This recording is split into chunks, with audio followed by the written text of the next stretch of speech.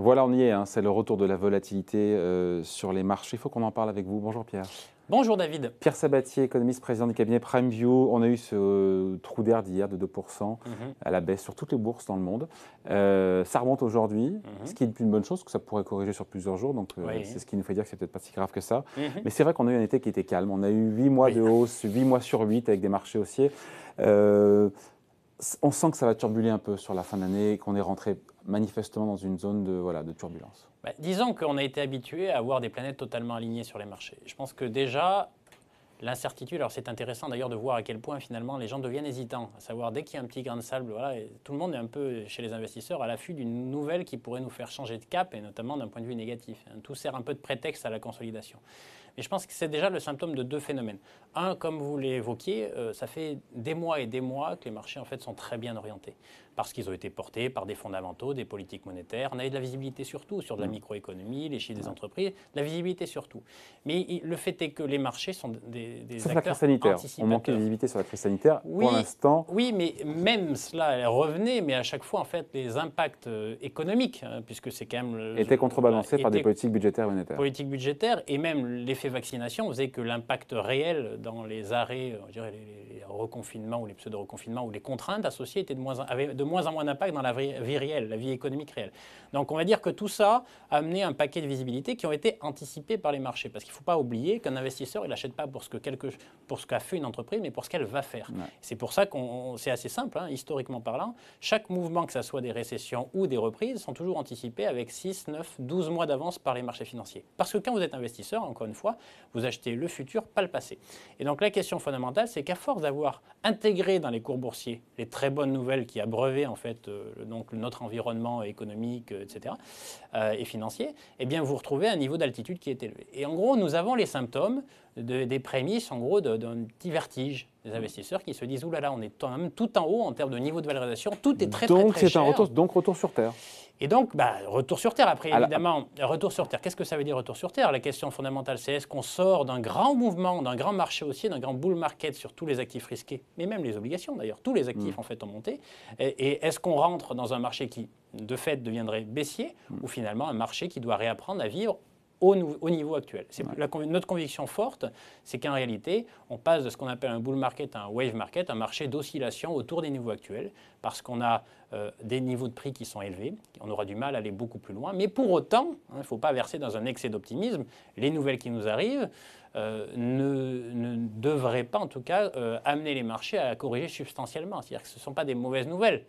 Des nouvelles sur le front des fondamentaux qui sont pas sur les taux mauvais. d'intérêt, parce qu'aujourd'hui, ce qui fait, ce qui a un peu cristallisé tout ça et a engendré ce vent, pas de panique, mais en tout cas de défiance, c'est ces taux d'intérêt à long terme. En même temps, dans l'absolu, 1,5% sur le 10 ans américain, ça n'a rien de grave. Maintenant, on a pris 20 points de base en une semaine. 1,3 à 1,5.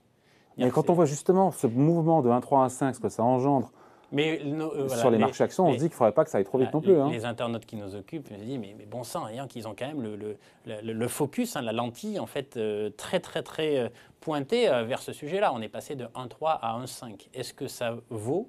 Alors c'est intéressant. Est-ce que ça vaut un mouvement de panique? Est-ce que ça devrait en fait correspondre à un mouvement de panique? Enfin turbulence, pas panique non plus. Non, exactement. Alors déjà la réalité, c'est que depuis les derniers points hauts, les marchés européens sont à peu près autour de 4% en dessous de leur plus haut du mois d'août.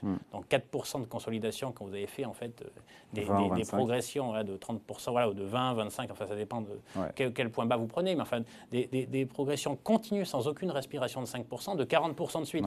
Donc 4%, est-ce qu'en réalité c'est pas juste un atterrissage, une consolidation, une respiration? Ça c'est le premier point. Et le deuxième point, ça pourrait nous inquiéter les taux d'intérêt, mais encore faut-il qu'il y ait des catalyseurs explicites et objectifs qui nous amèneraient à penser que le 1,5 d'aujourd'hui est en gros le chemin qui nous amènerait à 1,7, 1,9, 2,1, 2,5. Donc la vraie question fondamentale, c'est est-ce qu'on passe de niveaux de taux qui sont entre 1 et 1,5 à des niveaux de taux aux États-Unis qui sont entre 2 à 2,5 ou 2,5 à 3.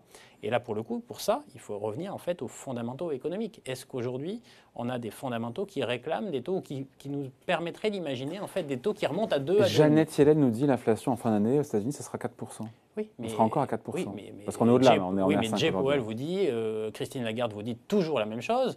Peu importe que ça dure un mois de plus ou un mois de moins. Non. Hier, Jérôme Powell, il a été clair. Il a dit en gros, si les pressions inflationnistes persistent, la Fed va devoir réagir. Oui, mais qu'est-ce qu'il dit Qu'est-ce qu'il dit juste après? Il dit aussi en fait que le marché de l'emploi est très très loin en fait du plein emploi.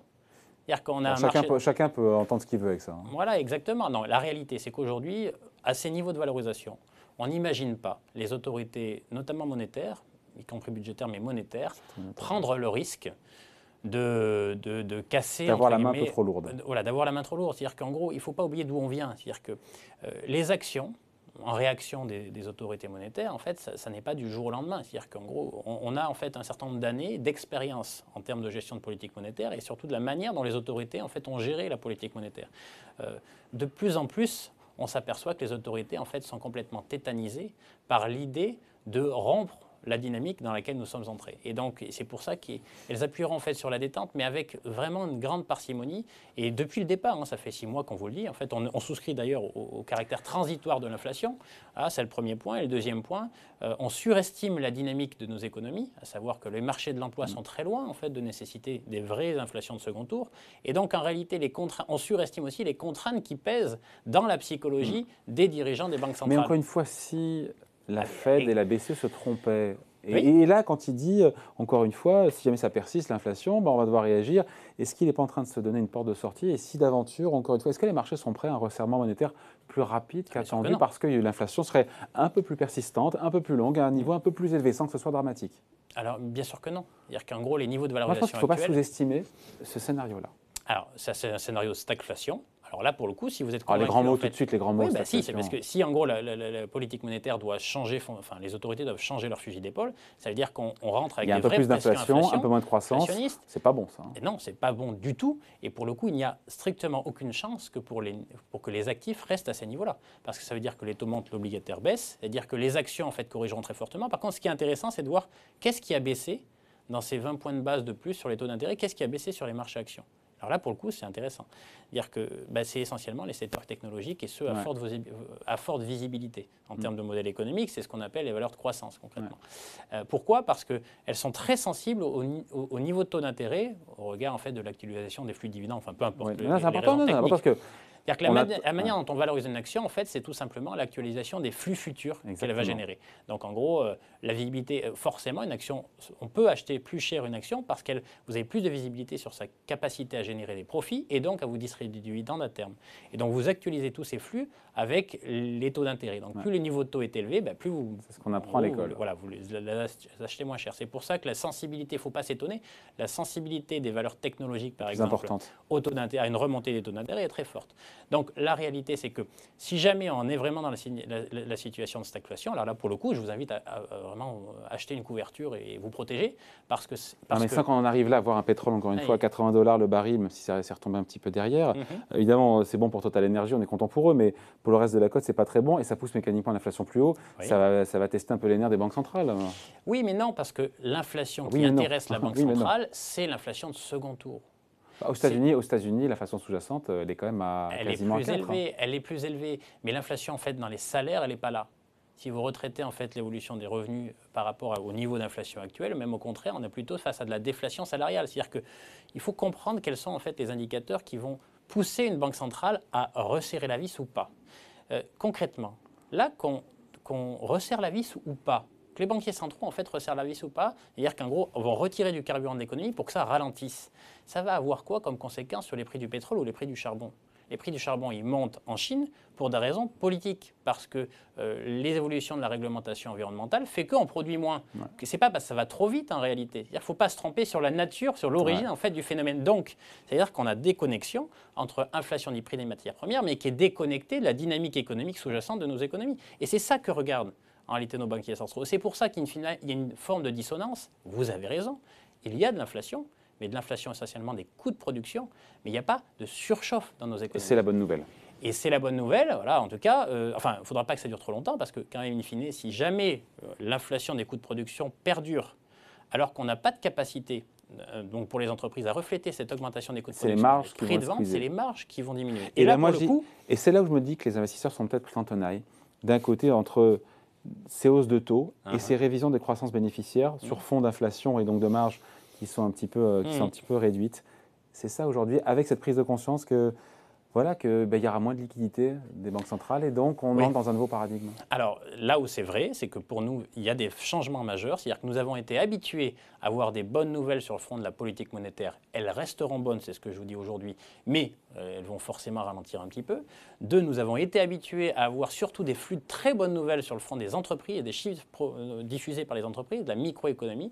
Et je pense que c'est là où il va falloir vraiment s'adapter. C'est-à-dire qu'on rentre dans un temps où on a énormément révisé à la hausse nos anticipations. On l'a vu avec Nike profit il y a quelques jours. Au profit des entreprises, on va rentrer dans un cycle où on va rentrer dans le rang sur ce front et on commence déjà à avoir des révisions à la baisse. Et la vraie question de fond, et c'est pour ça que pour nous, il y a un vrai changement d'environnement de marché, on passe d'un environnement qui était structurellement haussier, c'est-à-dire qu'en gros, à terme, les marchés iront plus haut, à un environnement plutôt de marché qui se stabilise, qui va osciller autour des niveaux actuels. Le wave market. Mais pour autant, n'en faisons pas trop. Alors si vous avez raison, que les taux montent beaucoup plus substantiellement, là pour le coup, on rentrera dans un marché baissier. C'est obligatoire. Il faudra ajuster les niveaux de valorisation. C'est quoi le seuil, le test où on entre en marché baissier du fait de l'accroissement, de la poursuite de l'ascension des taux d'intérêt à long terme aux États-Unis? Alors c'est dire le niveau de taux, c'est ça votre question? La vitesse, le niveau et la vitesse. Compliqué à dire, mais on estime en fait au-delà de 2%, clairement, on est dans un autre ça dépend paradigme. si on est à 2% demain ou dans 6 mois.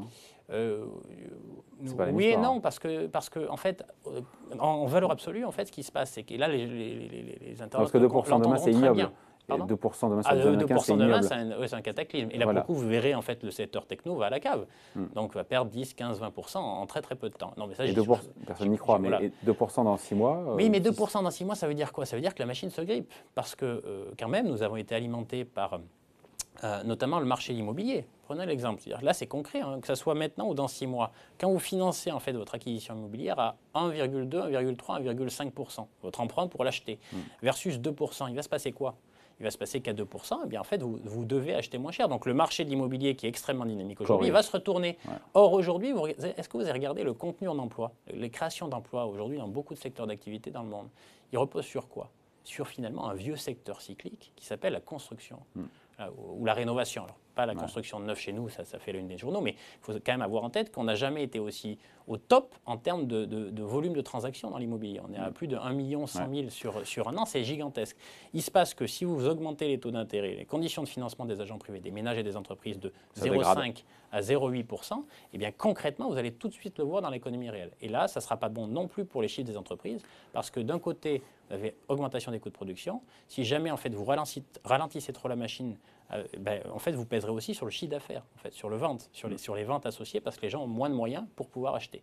Et là, pour le coup, ça serait vraiment un feu nourri qui, pour le coup, mettrait une grande pression sur les entreprises, sur la microéconomie, qui obligatoirement amènerait les marchés à corriger. On a changé d'humeur en tout cas cette rentrée, on finit là-dessus. Mais voilà, mais ne passons pas en fait du noir au blanc. Oui, voilà, les marchés sont comme ça. La vie est faite de nuances de gris et voilà. Et on est dans les nuances de gris là quand même. Voilà, rentrions plus dans un monde un peu plus nuancé et probablement moins simple.